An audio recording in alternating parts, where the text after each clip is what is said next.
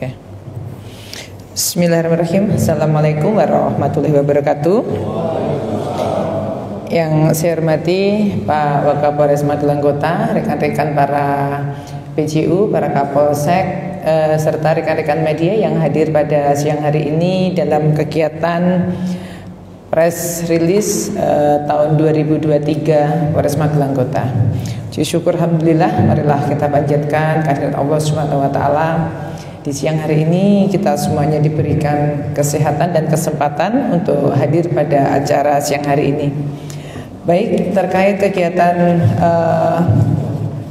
press release ini di akhir tahun 2023 dan di ujung tahun 2024, situasi secara umum Kamtibmas di wilayah Polres Magelang Kota, semua kegiatan berjalan dengan aman meskipun masih ada gangguan Kamtibmas yang memang beberapa waktu lalu, utamanya malam minggu kemarin, masih ada kejadian kenakalan remaja yang mengarah kepada kriminalitas. Ya.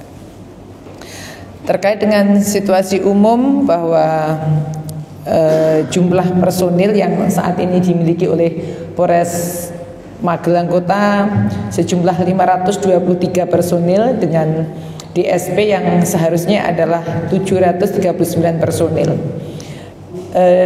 Dengan kondisi jumlah personil seperti ini, bahwa rasio pelayanan Polri adalah 1:363, ya. Jadi masih sangat kurang gitu, untuk satu orang polisi harus melayani sejumlah 363 penduduk. Kemudian aneh gangguan Kamtibmas dibandingkan tahun 2022 dibanding dengan tahun 2023, angka kejadian meningkat 7%, ya. Hal ini ada pada kasus narkoba, kemudian tindak pidana umumnya yang tertinggi ada pada pengeroyokan, sebentar, ya, ada curat ada 13 kasus, kemudian penggelapan ada 13 kasus, ya. Gangguan Kamtibmas yang menonjol lainnya adalah kasus pengeroyokan, sebagaimana kegiatan saya mengawali di Polres Magelang Kota, bahwa saya atensi terhadap kasus-kasus pengeroyokan yang kemarin terjadi. Dari kasus narkoba, 22 kasus didominasi oleh pengguna dan pengedar. Jadi masyarakat Magelang Kota ini awalnya menjadi pengguna dulu kecil-kecilan, karena penggunaan narkoba ini mengakibatkan ketergantungan, sehingga dia ketergantungan kemudian menjadikan sebagai mata pencaharian, sehingga dia menjadi pengedar. Dengan kasus curat, dari 13 kasus dapat diselesaikan 11 kasus. 2 kasus lagi masih menjadi PR untuk segera diselesaikan nanti oleh Pak Kasat Reskrim. Kemudian 13 kasus penggelapan selesai semua. Sedangkan 4 kasus pengeroyokan, ada 7 tersangka, diantaranya tersangka yang sudah dewasa ada 2 dan yang anak-anak ada 5. Ketika saya kemarin kegiatan Jumat Curhat di wilayah Paten Jurang maupun Bogeman, ya, saya kumpulkan semua warga, apakah artinya dengan kejadian ini akan terus berlanjut begitu. Sepertinya masyarakat sebenarnya tidak menghendaki, ya. Saya sampaikan bahwa dari sekian pelaku masih ada yang tergolong anak-anak, ada yang masih sekolah SMP, bahwa anak-anak ini adalah tanggung jawab kita. Lingkungan terdekat dari anak-anak adalah orang tua. Kemudian lingkungan selanjutnya, lingkup dari lingkungan sosial itu bagaimana di lingkungannya tokoh agama, tokoh masyarakat bisa membentuk kegiatan-kegiatan yang lebih positif. Ya. Di awal kemarin yang menjadi sebenarnya kesepakatan ya nanti di warga akan memberlakukan jam malam bagi anak-anak. Ya. Bagi mereka anak-anak itu ketika jam 21.00 masing-masing orang tua yang mempunyai anak sudah harus mengecek keberadaan anaknya ada di mana, seperti itu. Dalam penyelesaian kasus-kasus pengeroyokan ini saya lebih mengutamakan kepada pencegahan ya, karena ketika sudah berproses pada kriminal ini sangat merugikan masa depan anak, begitu. Lanjut, dari kasus narkoba pada tahun 2022 dibandingkan tahun 2023 ada penurunan pengungkapan. Kalau tahun 2022 27 kasus, sedangkan 2023 22 kasus. Demikian juga dengan tersangka, ketika tahun 2022 29 kasus, 2023 23 tersangka. Ya, ini ada pengguna dan pengedar. Untuk BB-nya, barang bukti yang ada mendominasi adalah sabu-sabu dan psikotropika. Lanjut. Terkait dengan ANEF Laka Lantas dan Gerlantas tahun 2022 dibanding 2023. Ada penurunan kejadian laka lantas dengan korban luka ringan juga menurun. Akan tetapi ada peningkatan pada korban luka berat dan korban meninggal dunia itu sejumlah 8%. Dari beberapa kecelakaan lalu lintas yang ada, yang mendominasi penyebab kecelakaan adalah antara lain kelalaian pengendara.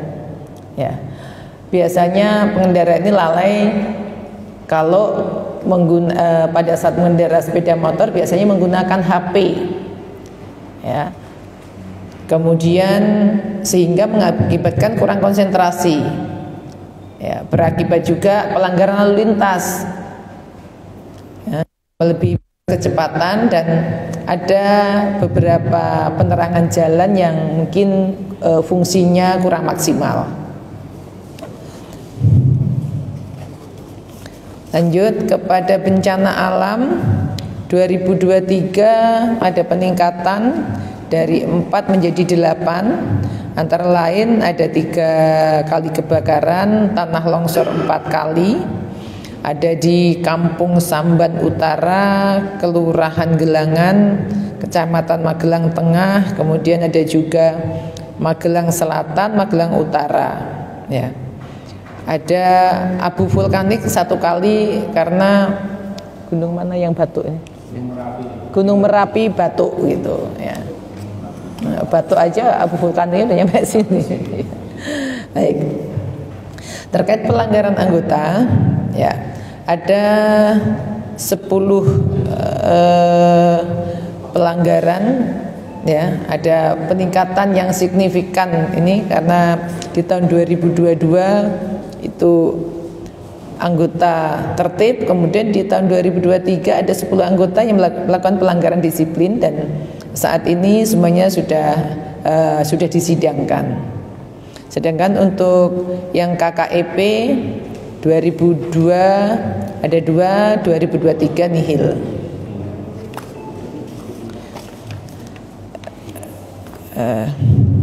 Ini sekilas ada saya gambarkan terkait nanti kesiapan pemilu serentak di tahun 2024, khususnya nanti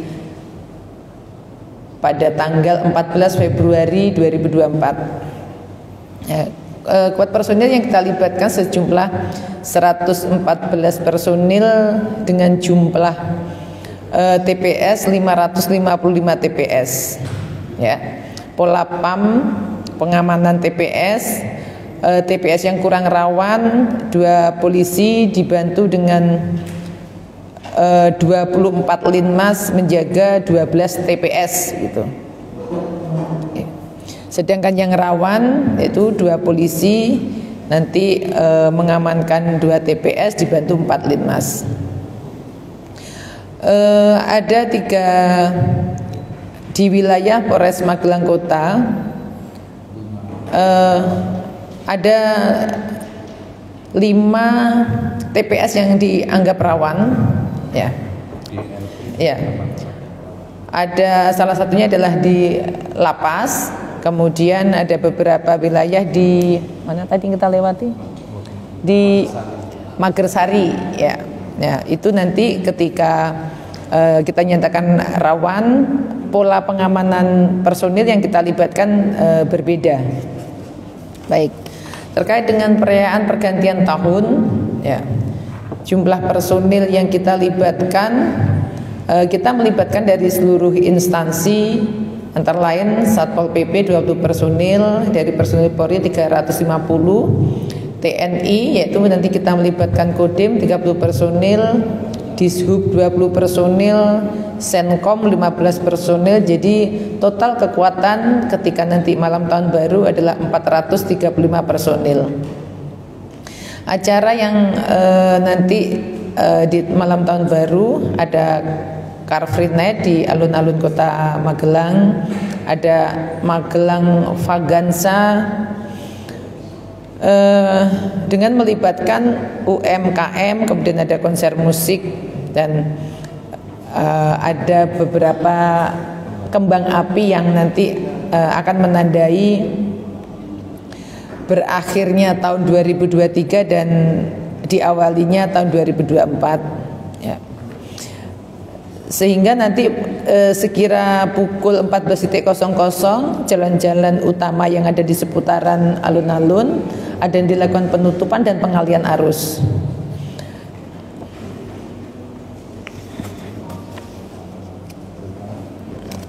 Ya, oke.